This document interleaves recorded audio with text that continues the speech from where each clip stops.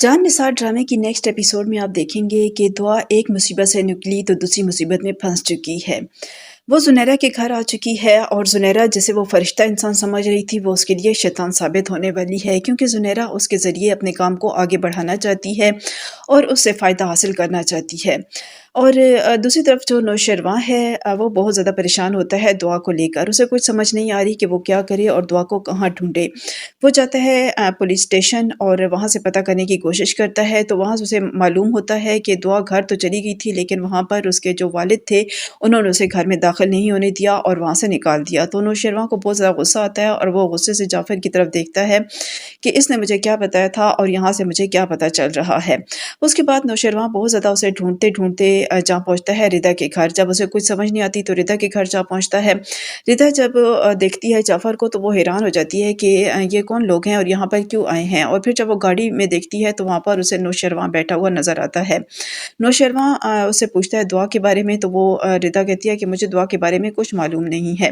तो नौशरवां कहता है कि ये कैसे हो सकता है? आप दुआ की दोस्त हैं, आपको यकीनन उसके बारे में पता होगा। तो वो कहती है कि जब से दुआ यहाँ से गई है मेरा उससे किसी किस्म का कोई राब्ता नहीं है और मैं उसे नहीं जानती कि वो अब इस वक़्त कहाँ पर है और किन हालात से गुज़र रही है। तो नौशरवां बहुत ज़्यादा परेशान हो जाता है, बहुत ज़्यादा मायूस हो जाता है कि वो दुआ को आखिर कहाँ पर ढूँढे।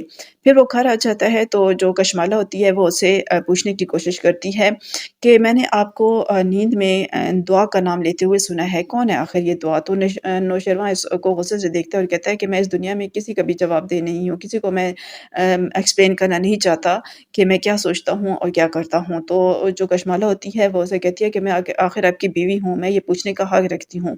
नौशरवां को इस बात पर बहुत ज़्यादा गुस्सा आ जाता है और वो गुस्से से जाफ़र को बुलाता है, जिसकी वज़ह से कशमाला काफ़ी ज़्यादा डर जाती है और ये समझ जाती है कि नौशरवां उसे कुछ भी बताना नहीं चाहता।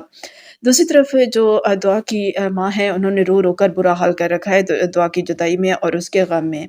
वो अपनी बड़ी बेटी फ़िज़ा से कहती हैं कि न जाने दुआ कहाँ होगी, किस हाल में होगी। जो लोग मर जाते हैं उन पर तो सब्र आ जाता है, लेकिन इस तरह किसी का खो जाना ये बहुत ज़्यादा तकलीफ़देह होता है। वो बहुत ज़्यादा तकलीफ़ में होती हैं और उन्हें कुछ समझ नहीं आती कि वो क्या करें।